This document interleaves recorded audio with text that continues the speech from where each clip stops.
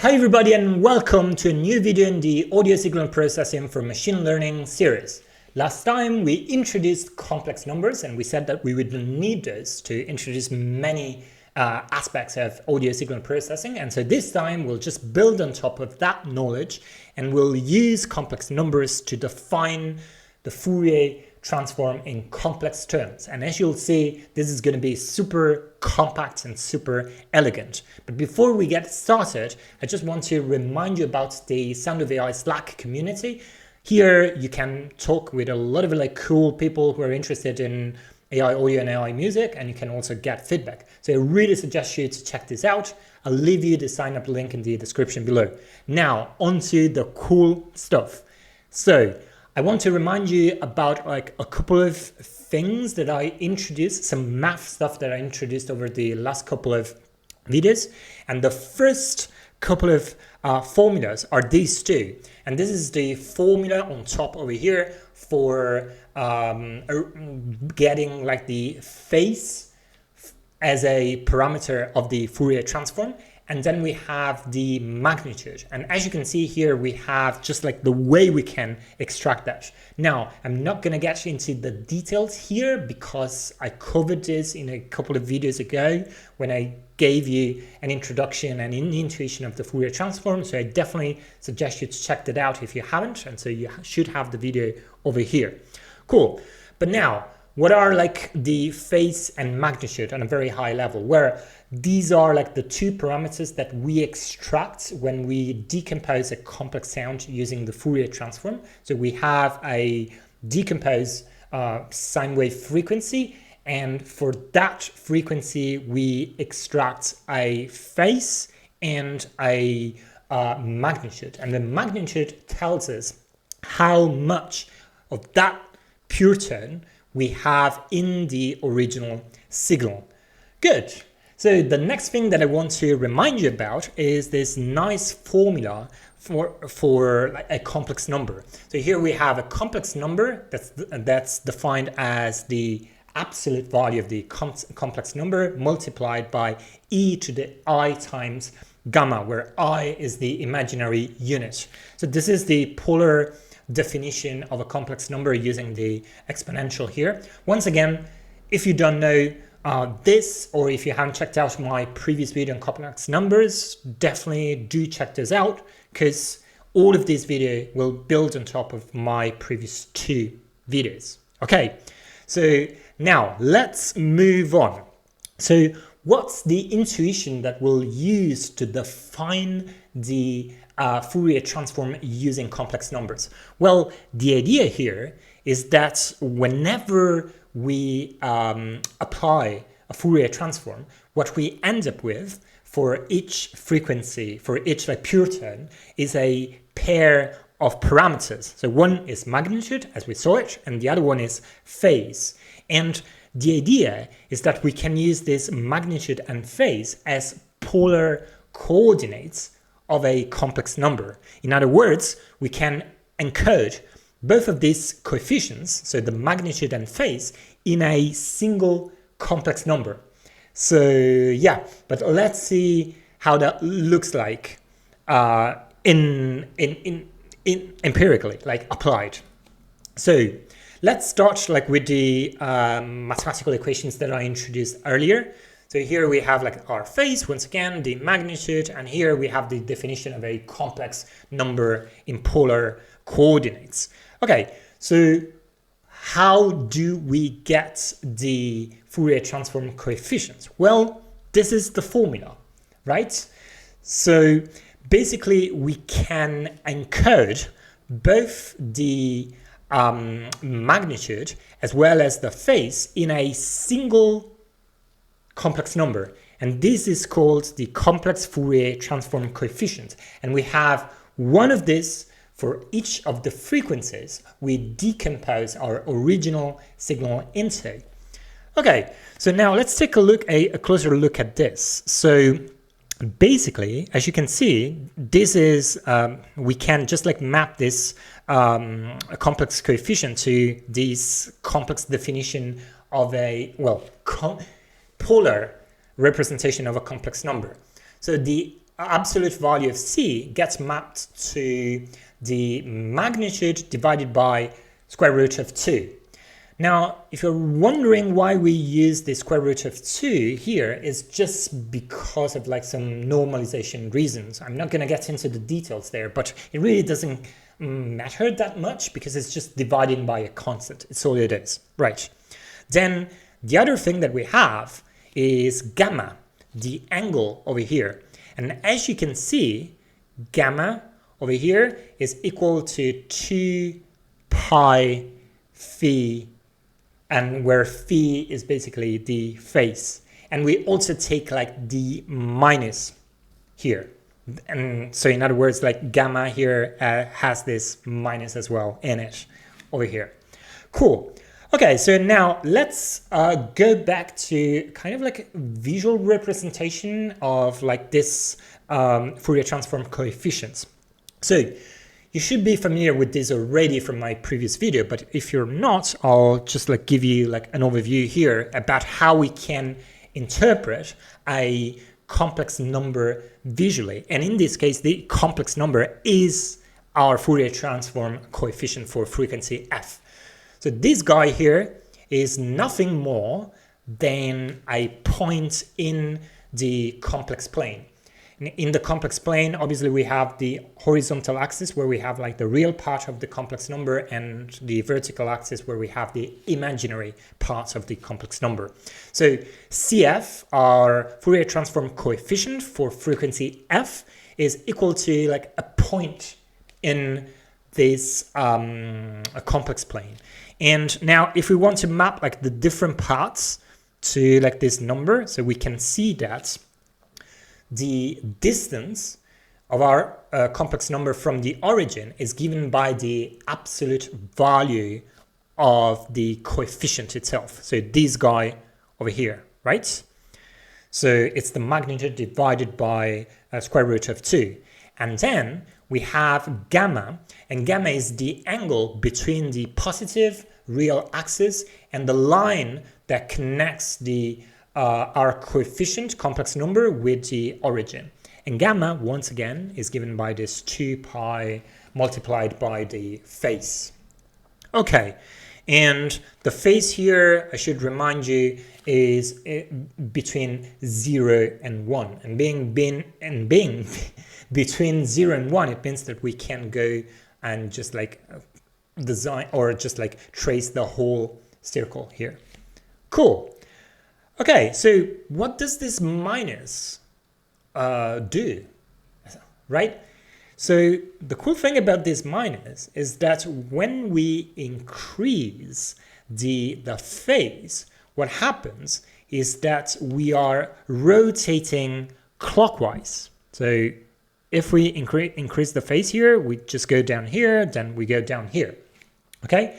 So usually with the complex number definition, you just like rotate counterclockwise as we saw in the previous video.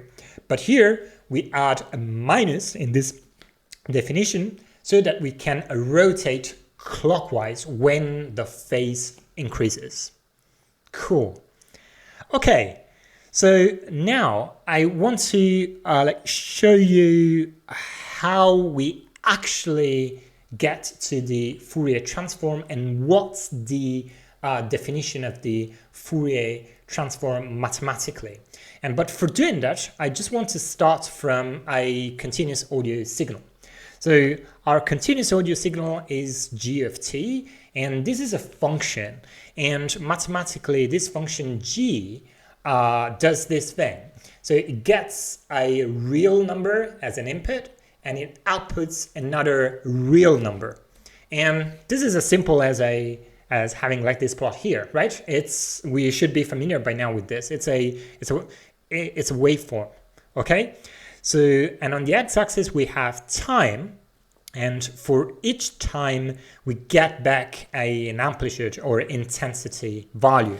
And this is why this function g, which is our continuous audio signal, gets a real number, time, as input, and it provides us, it outputs another real number, sorry about that, another real number, which is the actual sound pressure, intensity, or amplitude. Okay, cool. This is in stark contrast with the actual complex Fourier transform. So the complex Fourier transform we can indicate with g hat of f. And the output of this is our coefficient, the Fourier transform coefficients that we saw a couple of minutes ago, right? And we have one of those coefficients, in other words, one of those complex numbers for each frequency. Cool.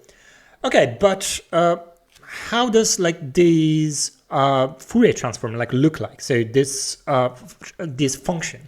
Well, this is slightly different from the original signal, and that's because this function takes as input a real number, which is the frequency, right? And the frequency is expressed in hertz. But then it doesn't output a real number, but rather it outputs a complex number. And the complex number that it outputs is the Fourier transform coefficient. Cool. So let's take a look at this in the complex plane. So we already see this, like, so for frequency f1, for example, the output of the complex Fourier transform is a point, can be visualized as a point in the complex plane. Cool. This is really, really interesting. So now probably you start to understand why we are using a complex representation for the Fourier transform. The great thing about this is that given the Fourier transform comes out with two different parameters, so magnitude and phase, we can just like package them up into a handy tool, which is a complex number, and then easily visualize that on a complex plane. Isn't that like fascinating how like math works so well when we describe like natural physical things in nature, right? Cool. Okay, so this is another example of a of an output that we get from the complex Fourier transform, and perhaps this is at f2, right? And then if we go to f3, we may have still another coefficient that's over here. Cool. Okay, now you have a little bit of an understanding of how like this complex Fourier transform like works, but what about its mathematical definition? So how do we get to this C of f, to the Fourier transform coefficient? Well, once again, let's start from the original stuff that we looked at a couple of videos ago. So here we have the formula for both the magnitude and the phase that come out from a Fourier transform. And here we have the definition of the complex Fourier transform. Cool. So I know this can look a little bit scary here, but bear with me because we're going to look into a visual interpretation of this, and you'll see that this is actually quite simple to grasp. Okay, so as we said before, so the output of this g hat at a specific phi is nothing more than a complex number on the complex plane, and it's our Fourier transform coefficient. Right, but now how do we actually get this guy starting from this beast of an integral here that has this exponential with like some kind of weird like complex values and things like that? Okay, so the first thing like we will do here is look into the different parts of this formula. So the first one that we'll look into, and by now you should be familiar with this, is this exponential over here. So the exponential here basically traces the unit circle in the complex plane. So as t increases, we just go through, we just like trace the whole unit circle. But now we are tracing the unit circle going clockwise. And why is that? Because we have this minus symbol over here. Now, the other thing to keep in mind here is that the speed at which we can complete a circle depends on this f value, which is the frequency. So for example, let's assume that frequency is equal to 1, is 1 hertz. Then it'll take us 1 second to go through, to just complete one full circle. Now, if the frequency is equal to 2, it'll take us half a second. And that's because the period, if you remember, is always like the inverse of frequency. So it will be like 1 divided by 2, which is 0.5 seconds. Okay, so here you get the idea of how we can kind of like represent a sinusoidal, a sine wave using like complex numbers here. And this is going to be like the pure tone that we use for decomposing the original signal, right? And basically the idea is that we are going to be using many different frequencies for decomposing the original complex signal, which is like this g of t, and into its different frequency components.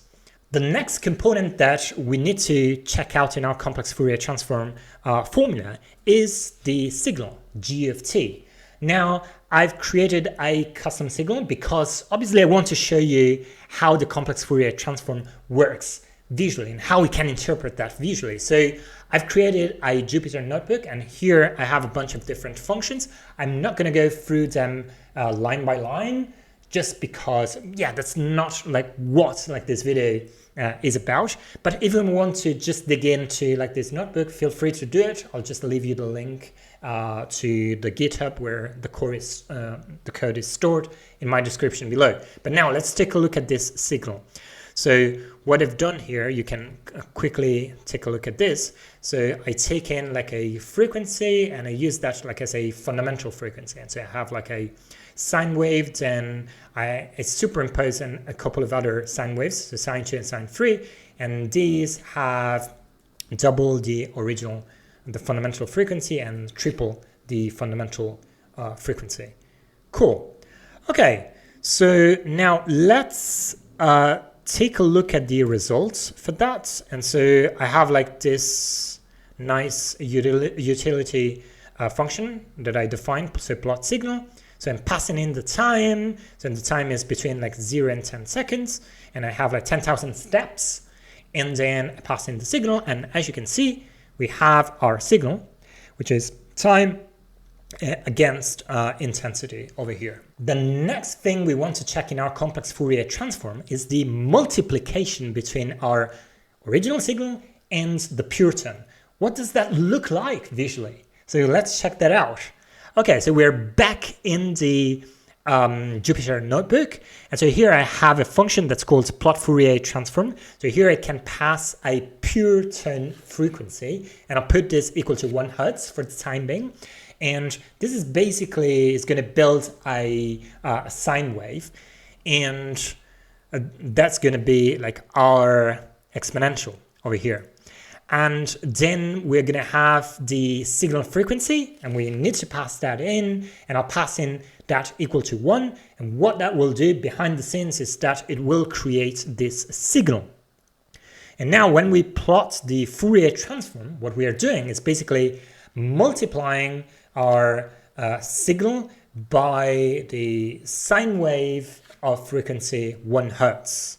Okay, so now the next thing that I want to pass in, obviously, like is time, and so we'll take once again like 10 seconds, and I'll have like 1,000 steps between those 10 seconds. Okay, so here we go. Isn't this beautiful? So this is the complex plane, and this is the horizontal axis is the real axis, and the vertical axis is the imaginary axis. And here what we see, this shape, is the multiplication of the original signal with the sine wave at frequency 1, so the pure tone. Cool. Okay, but how can we interpret this? So what's happening? So what's happening is that we are taking the original signal and we are wrapping that around the complex plane. Isn't that really, really cool?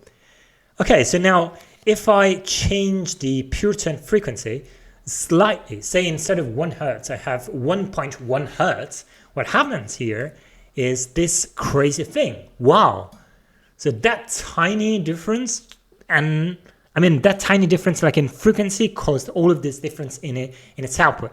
So how can we interpret this? Well, to see how to interpret this, we need to just like zoom into like the time domain. So I'll just like take a look at 1 second. So we'll just consider time between 0 and 1 and see what happens here. And as you can see, we have like this shape over here. Now, if we move to 2 seconds, the next step is like drawing this other shape. Now, if I continue at each step, you'll see that we continue drawing more stuff until we get to 10, where we basically like rotated, we rotated all the way around. Cool. Okay, so now another thing that I want to show you is that if we go to say 2, you can see that once again we have like quite stable shape, right? And the same thing also happens with 3.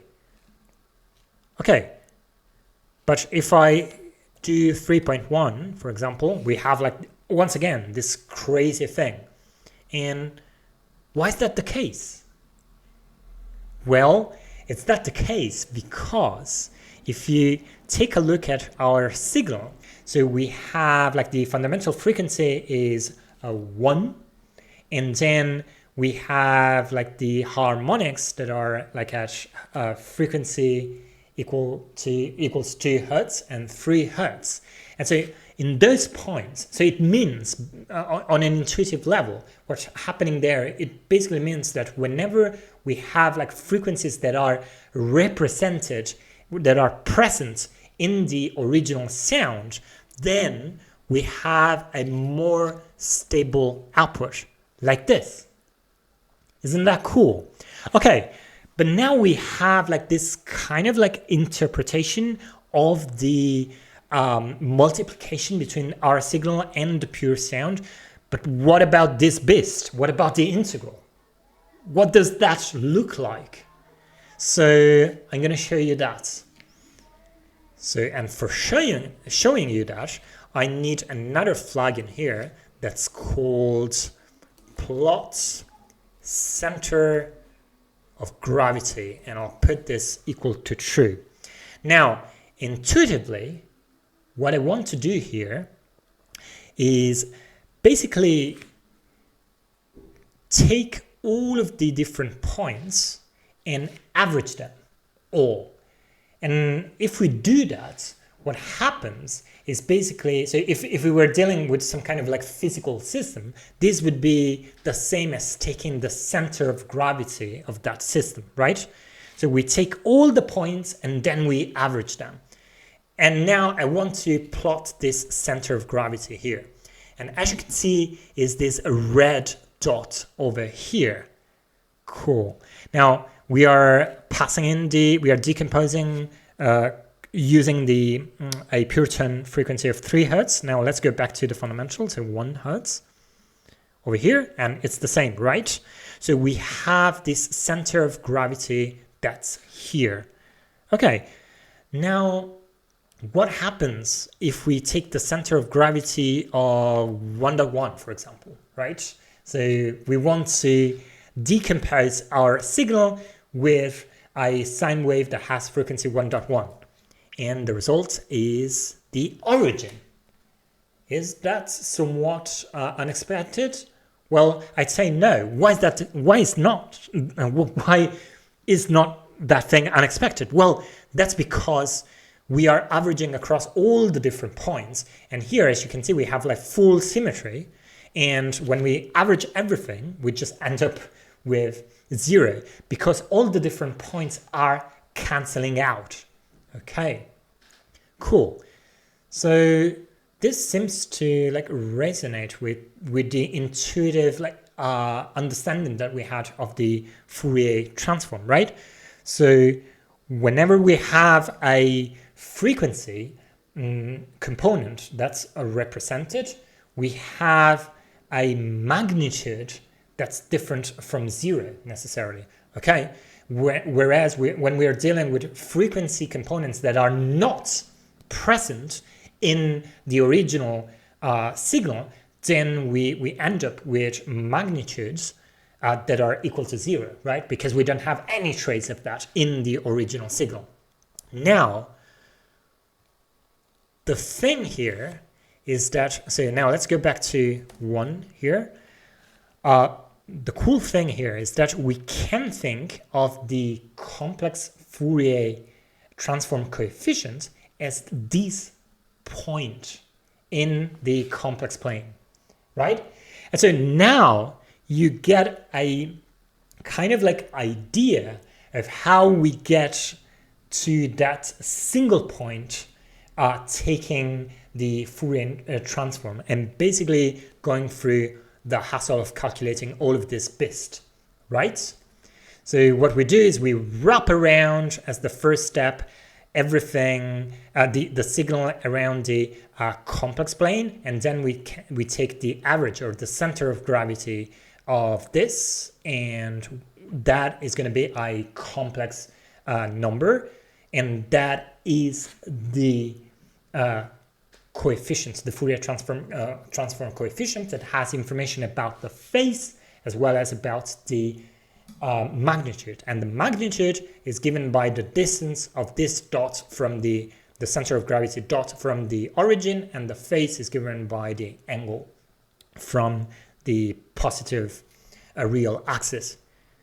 Okay, but I was just cheating a little bit, because this is not really what's happening with the Fourier transform. There's still another tiny thing that we are missing here. Here I said that we are taking the center of gravity, so the average, but this is not really what we are doing here. So we're not averaging all these values across time, right? But rather what we are doing is summing them up. And the integral basically tells us to sum them up. So now let's see what happens if I plot the sum of all of these guys.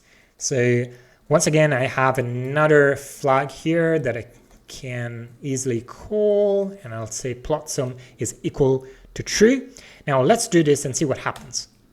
Whoa, that's weird. What's going on there? Right. Okay, so why do we have minus 500 for this green dot, which is our sum? And this is actually the coefficient, the Fourier transform coefficient. So why is it minus 500?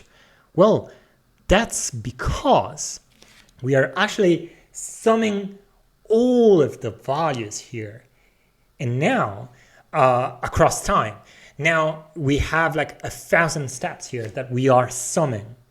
Now, if instead of like 1,000 steps here, we only took 100 steps, what we would end up with is this guy here, like around more or less minus 50 on the imaginary axis, right?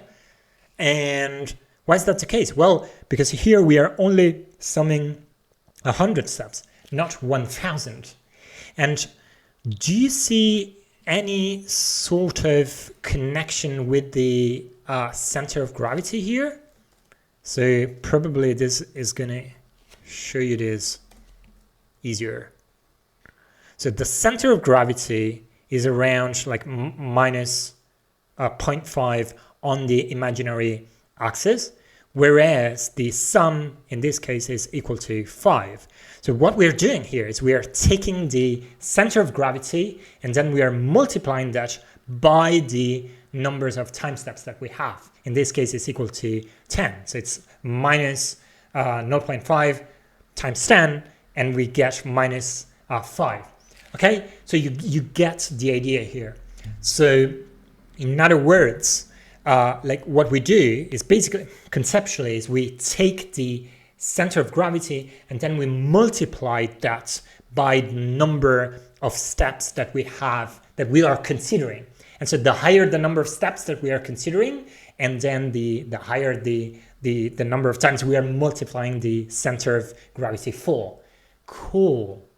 But good, but what happens if we have like that 1.1 frequency instead, which like the whole like symmetrical, really cool shape?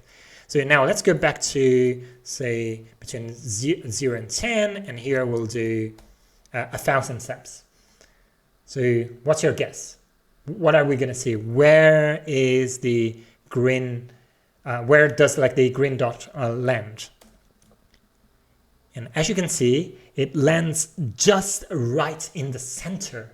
And why is that the case? Well, because once again, we are summing all the different points at different times, but they're just like canceling out. And so this is how we end up with those peaks on the frequencies that are actually present in the original sound. Now you should have a visual understanding of how we get to the Fourier transform coefficient. So just like to wrap this up, so we start with a signal, then we wrap the signal around the complex plane by multiplying the signal by a pure term, and then what we do, we sum all the results for each time step. Okay, cool. But why do we have an integral sign here? Shouldn't we use like a sum kind of thing? Well, this really depends on the fact that we are using like a continuous representation. So let me show you what I mean here. So first of all, I don't want to see all of these guys, so I'll put false here and false here. So now I don't want the lines to be plotted, I just want points, so I'll do this. Okay, so now let me start with only, say, between 0 and 1 second, and we'll only take 10 steps. And so here we have like 10 steps. Oh, by the way, I have to rerun this, otherwise I'm gonna get these lines. So let me rerun this, and now I have like all of these points. Okay, so now I'm just like taking 10 points for in this like 1 second interval. Now if I take 100 points, now this is gonna look a little bit more continuous, like in a sense. Now if I continue like this, I'll get to 1,000, then I can get 10,000, and we can continue like however we want. But basically the idea is that if we end up like with infinity here, so we have like as many steps as we want, then we are like in continuous, we are like dealing with a continuous variable because time is continuous, and then the sum symbol becomes the integral. So yeah, this is the mystery of the integral explained for you. Okay, so I hope like you really got the visual understanding of the complex Fourier transform, because I know it can feel like a lot, but once you think of this in visual terms, it all becomes like easier. Okay, so now going back to this definition, if you remember from the previous video, we had this Euler formula. And so what we can do here is just like plug this guy inside of here. And so what happens is that we can rewrite this initial complex Fourier transform like this. And this has the advantage of having like a real part and an imaginary part. because as we know, g hat of f is going to be a complex number, and that is going to be the complex Fourier transform coefficient. Cool. Okay, so moving on.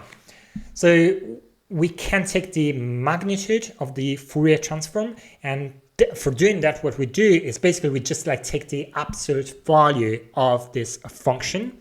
And now, if we go back to the complex Fourier transform coefficient, we see that we can take like this coefficient, or the magnitude d of f.